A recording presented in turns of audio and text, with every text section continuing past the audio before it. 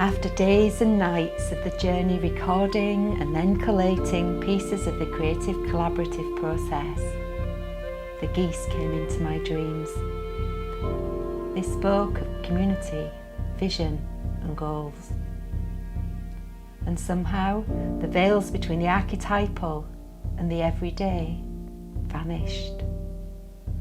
I saw clearly what the story, the collaborators and the unconscious process had been trying to show me all along.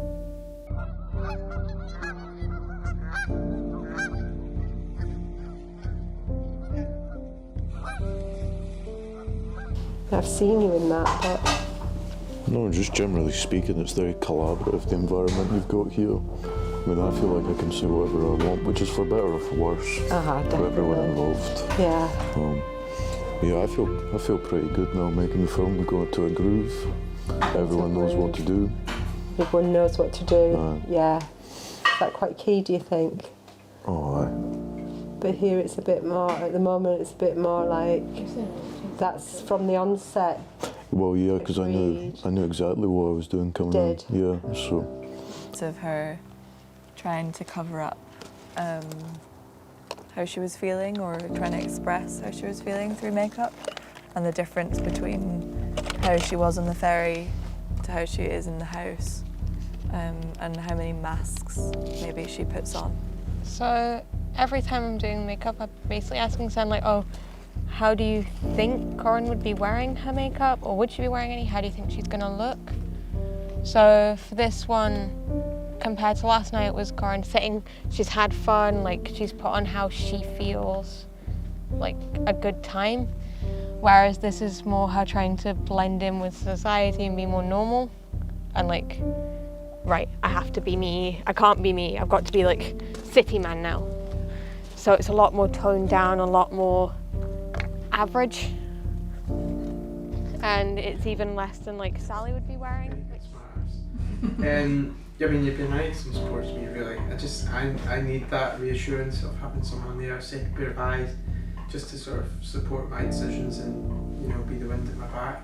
And you know, whether that be thinking 2 steps ahead of where the lights and things go, and just checking framing and all sorts, and you know, even just helping me change lenses and stuff this afternoon is really, you know, great support. But yeah, I guess more than anything, just another pair of eyes to look at different setups and how I'm framing things, and you know, tell me how brilliant they are, or otherwise. But, yeah, you get the gist of what I mean. Yeah, so thanks for that.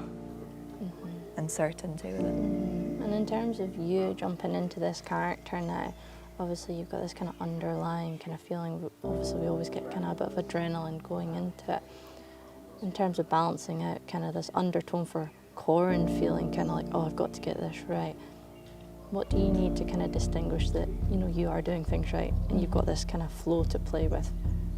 I think just having freedom to play with the material, but also know what the cinematographer wants and the director wants in the sense of the visuals of it and where they want it, so that I can have a clarity and then be able to play within that.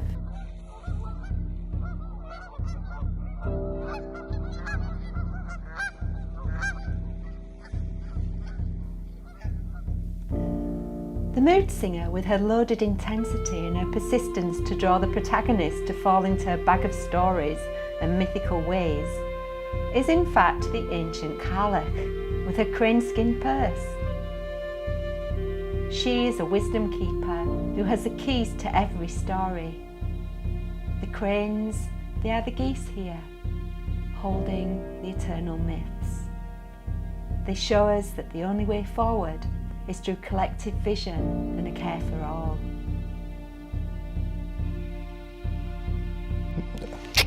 Can we get this in the documentary, this fucking painting? It's the mood singer. That thing is terrifying. It is actually. The more you look at it, the more horrible it gets. I didn't understand how you could sleep in the same room as that. Something. I didn't want to look out the windows either because I was just Like, it doesn't matter, it's right there. With the parents. Yeah. Oh, that... Just take one of the blankets and cover it. Somebody, but I'm continuing to hold that approach. Yeah, and I, again, within the context of not allowing toxic behaviour. So it's all really complicated. It's really hard. These are the bits that I find difficult. Yeah, that can come in and really scupper a story. Totally, Unless I totally. hold it together. Yeah, but it's also not about you holding it together. It's about everybody holding it. Everyone. Yeah. And that's why it's trust. That's why, you know, kind of multi-layered really. But one of the things that's really key is that the director protects the story. And I'd never realised how much my role is to protect the story, but there's such a theme of protection that is in my role that I had not seen, and then looking at the material and what do we do at every step, like how do I protect the space and then who do I bring in as the resourcing, how do you keep the space neutral, and then as you were speaking then something here, I think actually it's almost like taking me into something else of, so okay, when it's a bit like the mood singer, isn't it, when there's that real edge, and when we're in that, because we're at the moment we're in the chaos situation with the script and the film, because we have to break it all down and build it up again, but who thrives in that chaos and who doesn't, I think, and what do we need to do to be able to help everybody to be able to, it's the mood singer, it's Corinne in that scene in there, you know. She's going to go there, she's going to go through the blizzards and the storm, she's going to be held captive in that cave. What do you like to say? I think that fear, and it can be real terror that can emerge from the chaos, that sometimes gives rise to quite interesting artistic choices, and something really beautiful can emerge from that. I think when you're exposed to your fears, sometimes you find something, and that can be quite creative.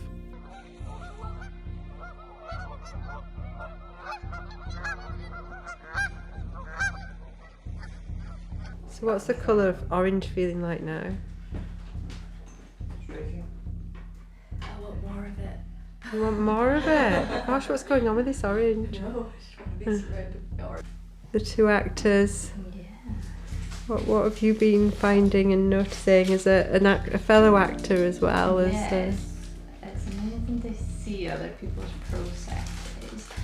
What I think is really lovely is the longer that you've been sitting, and the more that you've been, getting comfortable in the scene, just by discussing it. It's been really nice to see you yourselves have that excitement and exploration in the characters, and also your vulnerability has grown as well. And how are you feeling in terms of being vulnerable and how people watch you and watch and playing these characters right now? How's that feeling? Everyone is just so busy, and like us, we're so in conversation. It's just like, yeah, I'm aware of it, but it's not coming into the space. Yeah, it's not invading it. It was like 2 journeys to do it, and that was it.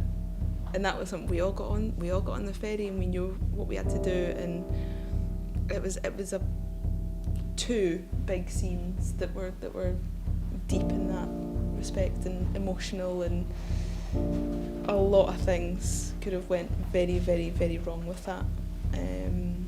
But you have your chats, you're getting on, and the set up, and there's just something that happens there that makes you feel that safety.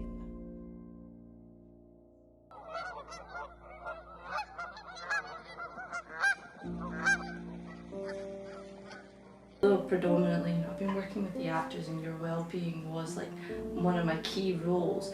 The fact that everybody was open to being cared for, and that everybody kind of had this collective, let's look after each other as well, which is always really refreshing. And I think taking the time to step back, know your own role, and it allows you to have the enjoyment, and it allows you to have the creative enjoyment, because that's what it is, you know, storytelling and telling honest tales of people and bringing people together. That's what it is, and it is play. Anybody want to speak? Like, I've come across that chaos in a creative process quite a few times, and I think there's something within how we teach creativity and how we like frame it, that it has to be smooth and perfect, and there's all this like perfectionism that goes on within it, and actually a whole massive chunk of creativity is not knowing what's going to happen, and being okay with not knowing what's going to happen is really hard.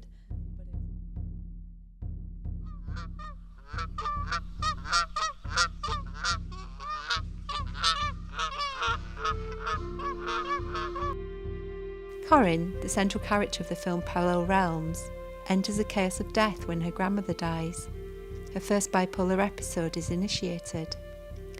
The mood singer takes Corinne to the edges of her sanity, into a parallel realm, necessitating painstaking care for navigation, to in the end bridge worlds. Perhaps, in becoming Geese, we charted this journey too.